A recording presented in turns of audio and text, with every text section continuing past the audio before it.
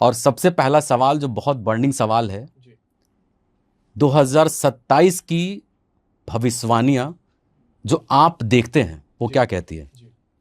देखिए, मूल रूप से अगर देखा जाए तो 2025 से कुछ कड़ियां पहले कनेक्ट करूंगा और उन कड़ियों को लेते हुए हम 2026 और 2027 का आकलन करेंगे कि किस हिसाब से ग्रहों की स्थिति को हमने किस हिसाब से अध्ययन किया है, कौन सी बड़ी त्रासदी आ सकती है। खास तौर पर लोगों के लिए ये बात मैं कहता हूँ कि आप कौन सा निर्णय 2026 में, बचे हुए 2026 में लें या 2027 के लिए रुके रहने दें। आपको हो सकता है घर लेना हो, गाड़ी लेनी हो, बड़ा कोई निवेश करना हो, तो खास तौर पर आपके लिए ये वीडियो जाने वाला है कि आपको कौन सी बात को कहने को टालना है और कौन सी बात अभी तुरंत कह लेनी है या कर लेनी है, ताकि आने वाला भविष्य आपका सुंदर हो जाए। खैर, वीडियो को शुरू करने से पहले मैं ये भी कहना चाहूँगा दर्शकों से कि जिस प्रकार से आपने अभी तक गौ माता का रक्षा करा है, गौ माता का आपने सेवा करा है, नंदीकेश्वर जी महाराज को का भी सेवा करिए, नंदी का सेवा करिए। गौ माता का सेवा जिस प्रकार से वर्तमान को सुरक्षित करता है, नंदी भविष्य के रुके हुए दरवाजों को खोलते हैं। तो वाह। भगवान नंदी का स्मरण करते हुए आज इस पॉडकास्ट को हम शुरू करेंगे और आने वाले आगामी भविष्य के होने वाले घटनाओं के बारे में जानेंगे। और खास तौर पर ये जो पॉडकास्ट है वो कोई साधारण पॉडकास्ट रहेगा नहीं।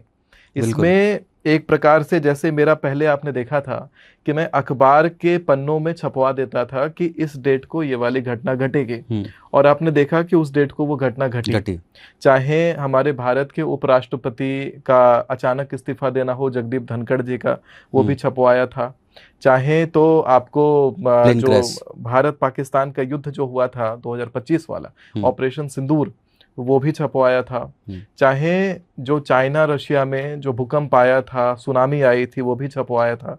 और इस वर्ष में जो युद्ध चला है, इस वर्ष में जो ईंधन की क्राइसिस हुई है, वो सारी चीजें भी छपवाई थी। तो उस न्यूज़पेपर की प्रति के समान इस पॉडकास्ट के वक्तव्य को मान करके आप अपने जीवन में इसे उतारेंगे। और दर्शकों से तो यही कहना चाहूंगा, आगे बाकी अब हम ग्रहों को समझेंगे।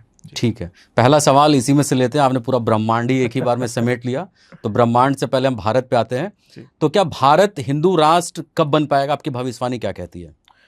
देखिए, अमूमन तौर से अगर देखा जाए तो हिंदू राष्ट्र को लेकर के मेरे विचार बड़े अलग हैं।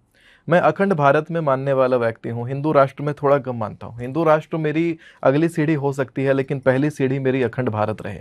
और अखंड भारत का निर्माण अगर हम करना चाहते हैं तो हमें अपने जो कुएं का मेंढक जैसा जो मानसिकता है कि भारत में इतनी छोटी सी जमीन हमारे पास है, उसी के लिए काम करना है, वो नहीं। मैं भारत को और विस्तृत देखता हूँ। मैं पाकिस्तान को भी भारत में देखता हूँ, मैं अफगानिस्तान को भी भारत में देखता हूँ। तो क्या लग रहा है आपको, क्या भविष्यवाणी है, पाकिस्तान भारत में समेटा जाएगा? पाकिस्तान समेटा ही जाएगा भारत में। मैंने कितने सारे कैंपेन चलवाए, आपने देखा होगा, हांगकांग से मैंने कई सारे वहाँ से शोज रिकॉर्ड करवाए थे स्पेशली पाकिस्तान में चलवाने के लिए। गौरक्षा को लेकर के कितने नियम निकलवाए, कितने सारी जानकारियाँ लोगों के बीच में अवेयरनेस करवाई कि गौरक्षा क्यों ज़रूरी है। पाकिस्तान में भी बहुत सारी चीज़ें हुई। मैंने देखा कि पाकिस्तानियों ने भर के शेयर करा। और मेरे जो क्लाइंटेज होता है, जो ज्योतिष के लिए जो आते हैं मेरे पास दिखाने के लिए, तो उसमें पाकिस्तानी भी आने लगे हैं। ये मैं बड़ा ही देख रहा हूँ कि वहाँ के आवाम में कहीं ना कहीं हिंदुत्व की लहर और भारतीयता की लहर अब दौड़ने लगी है। तो केवल पाकिस्तान ही नहीं, अफगानिस्तान आदि जितने देश भी भारत से टूट के निकले थे, पहले अखंड भारत जिस प्रकार से हमने देखा था, वो अखंड भारत पहले निर्माण होगा। और उसको निर्माण करने के लिए हमें ये हिंदू राष्ट्र वाली मानसिकता से थोड़ा व्यापक सोचना पड़ेगा। हर किसी को जगह देना पड़ेगा, जगह दे करके, और हमें अपने बाउंड्रीज को बढ़ाना पड़ेगा। क्योंकि प्रेम से आप दुनिया जीत सकते हैं, लेकिन आप नफरत फैला करके अपना देश भी गंवाएंगे। नफरत फैलाने का एक बहुत बड़ा उदाहरण है पाकिस्तान। आज हमसे जो अलग हुआ है वो नफरत का ही बहुत बड़ा उदाहरण है। नफरत फैलाया गया, डिवाइड एंड रूल किया गया, और उस चीज को करके एक प्रकार से भारत की आधी जमीन को आधा आधा हिस्से में तोड़ दिया गया। हम उस इंडिपेंडेंस को आज मनाते हैं, खुशी से मनाते हैं, जबकि उस बात का शोक हमें मनाना चाहिए कि हमारा एक जमीन का टुकड़ा चला गया। कभी भाइयों की जमीन की लड़ाई होती है तो भाई भाई को नहीं छोड़ता, जीवन भर केस लड़ने के लिए तैयार होता है, लेकिन एक हाथ जमीन का टुकड़ा नहीं छोड़ना चाहता। और हमने पूरा पाकिस्तान छोड़ रखा है, फिर भी हम निश्चिंत बैठे हैं। तो राष्ट्र प्रेम की भावना कहीं ना कहीं मुझे लगता है पॉलिटिकल लीडर्स के अंदर से निकल जा चुकी है, और लोगों के अंदर राष्ट्र प्रेम को जागाना दोबारा जरूरी है। और वो राष्ट्र प्रेम तभी जागेगा जब हम पढ़ेंगे छत्रपति संभाजी महाराज जैसे राजाओं की कहानियों को। उससे हम ये सीखेंगे कि कैसे एक व्यक्ति अपना खाल नोचवा लेता है, चमड़ी उधड़वा लेता है, आंखों में सलाखें लगवा लेता है, लेकिन अपने भूमि का एक टुकड़ा भी जाने नहीं देता। ठीक है। लेकिन आज के राजा जो तथाकथित जो राजा बैठे हैं सत्ता में, वो अपनी जमीनों को बड़े आसानी से हटवाते हैं और जनता में जश्न भी मनवा देते हैं। तो एक तरीके से मैं देख पा रहा हूं कि व्यापक तौर पर आने वाले आगामी 25 साल तो अभी लगेंगे इन चीज़ों को सेटल होने में। हालांकि आने वाले समय में भारत में राजतंत्र पुनः स्थापित होगा। जैसे राजाओं का शासन चलता था, अधिकतम 5 सत्र और चुनाव लोकतांत्रिक तरीके से हमें चलते हुए दिखाई पड़ेंगे। उसके बाद सब डिसॉल्व हो जाना है, वापस मांग शुरू होगी, जनता वापस उमड़ेगी सड़कों पर और मांग शुरू करेगी राजतंत्र की, राम राज्य की, और वही राम राज्य आएगा। बिल्कुल। अब इसी से सवाल लेते हैं, तो आपके लिए प्रिय नेता कौन है जो आपको लगता है कि आपके बातों को वो समझता है और वो करेगा भी? कोई नहीं, नेता मुझे कोई प्रिय नहीं है। मैंने हर किसी को देखा है, कहीं ना कहीं से मुझे सब में कमियां दिखती है, तो कोई नेता प्रिय नहीं है। इनफैक्ट कि मैं नोटा वाला व्यक्ति हूँ, नन ऑफ दिस एप्लीकेंट्स। और ना नेता प्रिय है ना पार्टी प्रिय है, क्योंकि मैं मानता हूं कि जो नेता हो या जो राजनेता हो उसके अंदर धर्मार्थ गुण हो, धर्मार्थ लक्षण हो। केवल धर्म को अपना ढाल बना करके चुनाव ना जीते, वास्तविकता में धर्म का पालन करे, और उसके अंदर जितने भी नेता राजनेता काम करें वो भी धर्म का पालन करें, तो अच्छा लगेगा। ठीक है। धीरेन्द्र शास्त्री कैसे लगते हैं आपको? बहुत मस्त व्यक्ति लगते हैं मुझे, बड़े हंसमुख हैं और अच्छा है, व्यक्ति बढ़िया है, सिद्धि और साधनाएं उनकी अपनी जगह। लेकिन व्यक्तिगत तौर पर जैसा मैंने उनको अमूमन देखा है सोशल मीडिया आदि प्लेटफॉर्म्स पर, बढ़िया व्यक्ति लगते हैं। मोदी और योगी लेकिन प्रेमी बहुत शार्प माइंड के व्यक्ति लगते हैं। वही मैं कह रहा हूँ, मोदी और योगी प्रेमी है।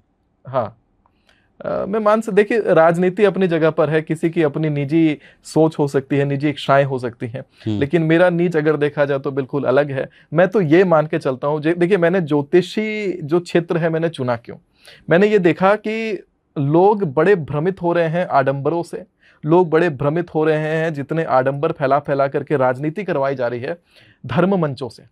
कहीं भी व्यास पीठ पर बैठा हुआ व्यक्ति या धर्मार्थ पीठ पर बैठा हुआ व्यक्ति राजनीति के पक्ष में समर्थन या उसके विपक्ष में बात नहीं करने लायक होना चाहिए या नहीं करना चाहिए, क्योंकि धर्म एक ऐसा आवरण है, धर्म एक ऐसा मंडल है जहां से आप पूरे दुनिया को दिशा दिखाते हैं।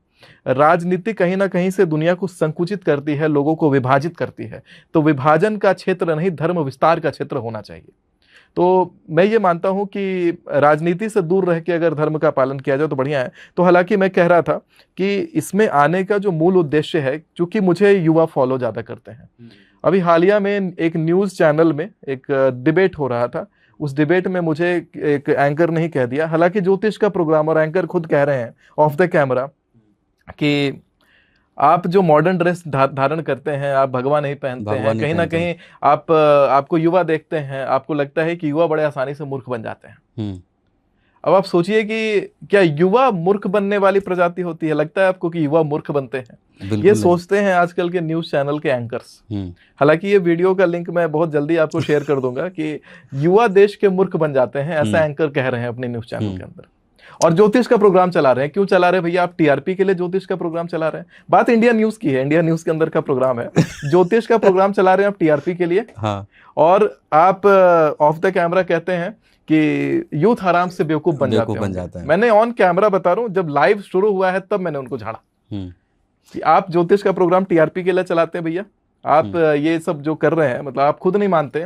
बात करते हैं जैसे चीन के बारे में, चीन के विषय में बात शुरू हुई थी कि सी जिनपिंग की कुंडली में देख रहा था और सी जिनपिंग तक वो बात पहुंचानी थी। चैनल में कहा गया कि ये जो वीडियो क्लिप है अगर सी जिनपिंग तक पहुंचता है तो क्या निर्देश देना चाहेंगे। मैंने कहा कि सी जिनपिंग तक ये निर्देश तो बाद में पहुंचेगा, पहले ये जो ज्योतिष का जो विषय है उस पर आप पहले बिलीव करना खुद शुरू करिए। आप टीआरपी के लिए प्रोग्राम चलाते हैं, ऑफ द कैमरा आप खुद बिलीव नहीं करते हैं और कहते हैं सी जिनपिंग तक ये ज्योतिष का वीडियो चला जाए, भारत का ये शास्त्र का विद्या जो है वो सी जिनपिंग या चाइना के जो राजा हैं वहां तक चला जाए। तो ये सब जो सारी बातें हैं कहीं ना कहीं से मुझे लगता है कि बड़ा आडंबर चल रहा है। और मैं चाहता हूं कि देश के युवाओं को असली धर्म का जो रास्ता है उसको पालन करें, धर्म को धारण करें, धर्म को आडंबर ना बनाए।